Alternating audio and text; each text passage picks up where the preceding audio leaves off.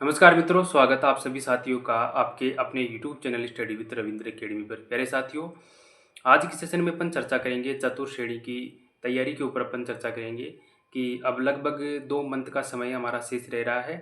तो अंतिम समय में किस प्रकार हमें तैयारी करनी चाहिए, कौन कौन सी चीज़ों का ध्यान रखना चाहिए, किस प्रकार हमें टेस्ट देना चाहिए और टेस्ट देने के साथ साथ कौन कौन सी बातों का हमें ध्यान रखना चाहिए। इसके अलावा अगर टेस्ट में आपके नंबर नहीं बढ़ रहे हैं तो इसका क्या कारण हो सकता है, किस प्रकार हम पिछले वाले टेस्ट से अब की बार वाले टेस्ट में ज़्यादा नंबर ला सकते हैं। तो किस प्रकार हम अपनी तैयारी को अब अंतिम रूप से एक नया आयाम दे सकते हैं, इसके ऊपर चर्चा करेंगे साथियों। तो आप इस वीडियो के अंत तक बने रहिए साथियों। पूरी विश्वास के साथ कहता हूं कि आपको निश्चित रूप से कुछ ना कुछ सीखने को मिलेगा साथियों। तो सबसे पहले तो यह है कि सभी साथियों ने लगभग अपना सिलेबस एक बार कंप्लीट कर लिया होगा, और अगर आपने अभी तक अपना सिलेबस कंप्लीट नहीं किया है एक बार भी, तो आप जल्दी से लगभग 10 दिन में या 5 दिन में 10-15 दिन में आप अपना एक बार सिलेबस अच्छे से कंप्लीट कर लीजिए साथियों। अगर आपका 20 तारीख तक एक बार सिलेबस कंप्लीट हो जाता है तो इसे मानिए आपके पास 2 मंथ का समय रहेगा, जिसमें आप टेस्ट दे सकते हो और साथ में रिवीजन कर सकते हो साथियों। तो मेरे हिसाब से लगभग हर एग्ज़ाम के अंत में हमारे पास 2 मंथ का समय ऐसा बचना ही चाहिए, जिसमें अपन टेस्ट दे सकें और हम ज़्यादा से ज़्यादा रिवाइज कर सकें साथियों। तो इन अंतिम 2 महीने में क्या क्या चीज़ों का हमें ध्यान रखना है, किन किन चीज़ों से हमें बचना है और कौन सी गलतियाँ हमें नहीं करनी है साथियों।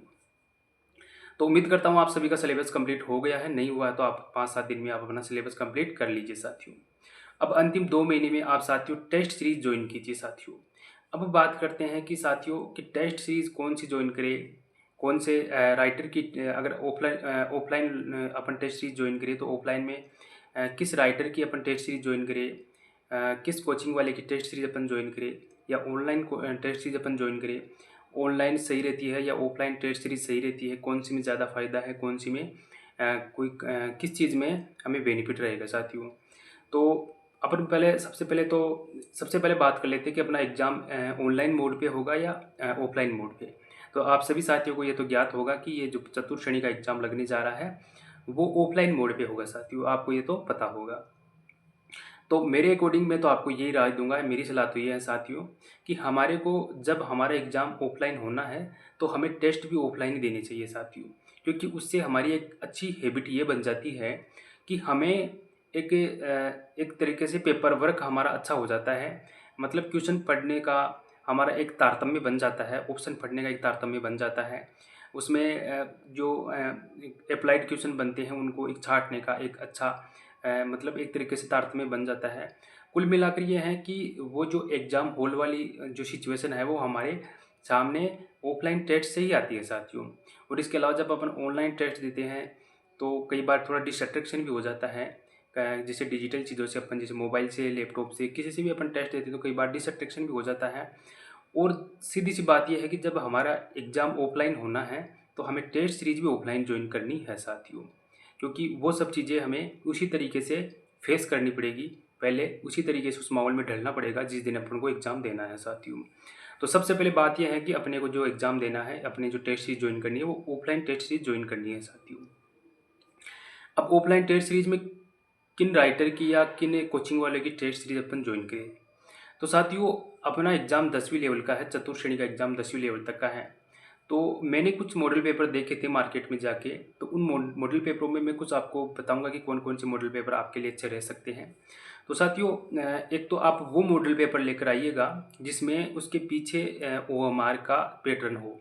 यानी मॉडल पेपर जो मान लो आप मॉडल पेपर लेकर आ रहे हो, चाहे उसमें 10 मॉडल पेपर हो या 15 मॉडल पेपर रहे, तो उसके पीछे OMR पैटर्न होना चाहिए। अगर OMR पैटर्न आपके पास रहता है तो उसका बेनिफिट ये होता है कि हम OMR में भर के एक तरीके से बिल्कुल एग्ज़ाम हॉल की तरह अपन एग्ज़ाम को अटेंड कर सकते हैं। एक तरीके से उस टेस्ट को एग्ज़ाम की तरह ही अपन अटेंड कर सकते हैं, क्योंकि उसमें जो गोले भरने का समय है सब चीज़ें एक बेहतरीन तरीके से मैनेज हो जाती है साथियों। तो आप जहाँ कहीं भी जिस भी बुक स्टोर से आप मॉडल पेपर लेकर आ रहे हो तो सबसे पहले से ये ध्यान रखिए कि उसके पीछे है OMR होनी चाहिए साथियों। तो OMR रहेगी तो अपन उसमें आराम से टेस्ट OMR में भर कर दे सकते हैं, ताकि एग्ज़ाम हॉल में भी अपन उस चीज़ को अच्छे से मैनेज कर पाए। गोले बिल्कुल उसी कॉलम में कॉलम भरने की अगर हमारी आदत रहेगी, हमें अच्छा सभी चीज़ें पहले से मैनेज करने का मौका मिल जाता है जो हमारे पास OMR मिलती है। तो OMR हो वो मॉडल पेपर आप लेकर आ सकते हो। तो कौन कौन से मॉडल पेपर अच्छे रहते हैं मार्केट में, तो साथियों मैं खुद भी देख कर आया था। तो आप मॉडल पेपर एक तो जो राजस्थान कांस्टेबल जो पुलिस में जो सर है रोहित सर, उनके एक मॉडल पेपर आ रहे हैं साथियों, ब्रह्मास्त्र के नाम से 15 मॉडल पेपर। तो वो 15 मॉडल पेपर है, आप वो ला सकते हो। वो उनका जो मैटर है वो सही है, कुल मिला के बढ़िया तरीके से उन्होंने एक 10वीं लेवल की एग्ज़ाम के लिए, यानी एक चतुर्श्रेणी की एग्ज़ाम के अकॉर्डिंग उन्होंने अपना मैटर डाल डाल रखा है। तो एक तो ब्रह्मास्त्र आप ला सकते हो, कौन किस राइटर की, या जो सर है वो है रोहित सर। उसके अलावा आप ला सकते हो साथियों लक्ष्य क्लासेस जो उदयपुर हैं, उनकी आप उनके मॉडल पेपर ला सकते हो। उनके मॉडल पेपर भी मैंने देखे थे, उनके पीछे भी OMR पैटर्न है। तो आप लक्ष्य क्लासेस के मॉडल पेपर ला सकते हो साथियों। इसके अलावा साथियों आप अगर उत्कर्ष के मॉडल पेपर भी आपको मिल रहे हैं मार्केट में, तो उत्कर्ष के मॉडल पेपर भी ले आइए। और इसके अलावा आपको कलाम के मॉडल पेपर मिल रहे हैं, तो कलाम की भी आप ला सकते हो। तो फिलहाल मैंने 2 मॉडल पेपर देखे थे। 2 मॉडल पेपर मैंने कौन-कौन से देखे थे, एक तो मैंने देखे थे रोहित सर के, जो मेरे को अच्छे लगे। उसके बाद मैंने लक्ष्य क्लासेस के देखे थे, वो भी मेरे को अच्छे लगे साथियों।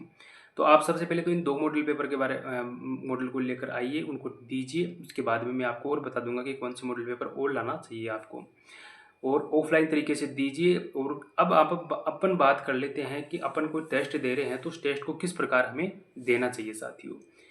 तो साथियों अपना जो एग्ज़ाम है उसमें आप सभी साथियों को पता होगा कि चतुर्श्रेणी में 120 क्वेश्चन आने हैं साथियों। तो उन 120 क्वेश्चनों में मान लीजिए आपने 120 में से आपने मान लीजिए 60 क्वेश्चन ही आपने सही किए। बाकी आपने मान लीजिए कोई टेस्ट दिया, टेस्ट देने के बाद में उसमें आपके 60 क्वेश्चन सही रहते हैं, और 60 क्वेश्चन आपने मान लीजिए सारे अटेंड कर दिए, तो 60 क्वेश्चन आपके गलत हो गए। तो 60 क्वेश्चन गलत हुए हैं, उनका एनालिसिस आपको करना है। आपको ये कभी भी नहीं करना है कि टेस्ट दे दिया और उस टेस्ट सीरीज को या उस जो बुक है टेस्ट की उसको आपने बंद करके रख दिया। ऐसा कतई नहीं करना है साथियों। आपने एग्ज़ाम दिया, आपने टेस्ट दिया, तो उस टेस्ट में आपके 60 क्वेश्चन सही हुए हैं, बाकी 60 क्वेश्चन क्यों गलत हुए हैं उनका एनालिसिस करना बहुत ज़रूरी है, क्योंकि उस एनालिसिस की वजह से हमें हमारी कमियां पता लगती है साथियों। मैंने पहले भी आपको बताया था कि अपनी कमियों को ढूंढना शुरू कर दो, अपनी कमियों को दूर करना सीखो साथियों, क्योंकि यही कमियां हमें एग्ज़ाम हॉल में फेस करनी पड़ती है, और यही होता है कि हम बार बार है जो असफल हो रहे हैं। तो हमें अपनी कमियों को पकड़ना होगा, तभी जाकर हम अपनी कमियों को दूर कर पाएंगे, और तभी हमें एक पॉजिटिव रिजल्ट मिल पाएगा साथियों। तो आप कोई भी टेस्ट दे रहे हो, उस टेस्ट को सबसे पहले तो एक गंभीर तरीके से, बिल्कुल सीरियस तरीके से उस टेस्ट को दीजिए। उस टेस्ट में आपके चाहे 50 क्वेश्चन सही रहे, चाहे 60 क्वेश्चन सही रहे, तो उसमें आपको जो सही क्वेश्चन हो गए उनको तो एक बार आप अलग रखिए। बाकी जो आपके क्वेश्चन गलत हुए हैं उनको आप एनालिसिस कीजिए कि क्वेश्चन क्यों गलत हुआ, क्या मैंने क्वेश्चन पढ़ने में कहीं गलती की है, या ऑप्शंस अच्छे से नहीं पढ़े मैंने, या क्वेश्चन की लैंग्वेज मैंने अच्छे से नहीं पढ़ी, या फिर मेरा ये टॉपिक अच्छे से पढ़ा हुआ नहीं है। आपको उस टेस्ट सीरीज में गलत हुए क्वेश्चनों से ही आपको ये पता लगेगा कि आपने कहाँ गलती की है, आपने मैटर कम पढ़ा है या मैटर अच्छे से नहीं पढ़ा है, क्वेश्चन नहीं समझा है। उन सब चीज़ों की जानकारी आपको टेस्ट सीरीज से ही मिलेगी। तो कोई भी साथी ऐसे मत सोचना कि बस मैं तो पढ़ के सिर्फ एग्जाम दे दूंगा तो मेरा सिलेक्शन हो जाएगा। ऐसे सिलेक्शन नहीं होता है दोस्त। उसके साथ पढ़ाई के साथ आपको टेस्ट देना पड़ेगा, रिवीजन करना पड़ेगा, एनालिसिस करना पड़ेगा, और एक बेहतरीन तरीके से, एक स्मार्ट तरीके से आपको अपनी तैयारी को सुचारू रूप से लगातार तरीके से आपको इसको बड़े तरीके से करना पड़ेगा साथियों, तब जाके फाइनल सिलेक्शन होगा। केवल पढ़ने से नहीं होता है, उसमें आपको अपनी कमियों को दूर भी करना पड़ेगा। तो ये है मॉडल पेपर, आप उसको दीजिए, OMR पैटर्न पर दीजिए, उसमें आपकी जो गलतियाँ हो रही है उनको सुधारिए। और इसके साथ में एक काम ये भी करना है साथियों कि जैसे मान लीजिए आपने एक टेस्ट दिया, तो उस टेस्ट में आपके 100 क्वेश्चन सही हो गए, बाकी आपने मान लीजिए सारे क्वेश्चन अटेंड किए, 120 के 20 क्वेश्चन आपने अटेंड किए, तो उसमें 100 क्वेश्चन सही हो गए और 20 गलत हो गए। तो उन जो 20 क्वेश्चन आपके गलत हुए हैं, आप उस टेस्ट में जो आपने दिया है ऑफलाइन, उसके क्वेश्चनों के ऊपर आप गोला कर लीजिए साथियों, उनके ऊपर गोला कर लीजिए, एक तरीके से मार्क कर लीजिए कि ये मेरे क्वेश्चन गलत है। उसको दोबारा पढ़िए, और जो गोले आपने उन क्वेश्चनों के ऊपर जो मार्क किए हैं, उन क्वेश्चनों को आपको एग्जाम से पहले 1-2 बार और भी देख कर जाना है, ताकि अगर उन क्वेश्चनों में से अगर कोई क्वेश्चन आपका आ जाता है तो वो कभी भी गलत नहीं रहे। तो इस प्रकार अगर आपका कोई क्वेश्चन गलत भी होता है तो उसको बार बार पढ़िए, दोबारा अच्छे तरीके से पढ़िए कि क्वेश्चन क्यों गलत हुआ है, और उसको अच्छे तरीके से पढ़ लीजिए, ताकि अगर एग्जाम हॉल में भी वहाँ से क्वेश्चन आता है तो आपका क्वेश्चन गलत नहीं हो। इसके अलावा मान लीजिए साथियों आपका 2 मंथ का समय बच रहा है, तो इस 2 मंथ में अगर आप मान लीजिए 50 टेस्ट भी देते हो, मान लीजिए 50 टेस्ट आप देते हो, तो एक टेस्ट में आपके 120 क्वेश्चन है। तो लगभग आप देख लीजिए साथियों, आप 120 को 50 से मल्टीप्लाई करके देख लीजिए कितने क्वेश्चन हो जाते हैं।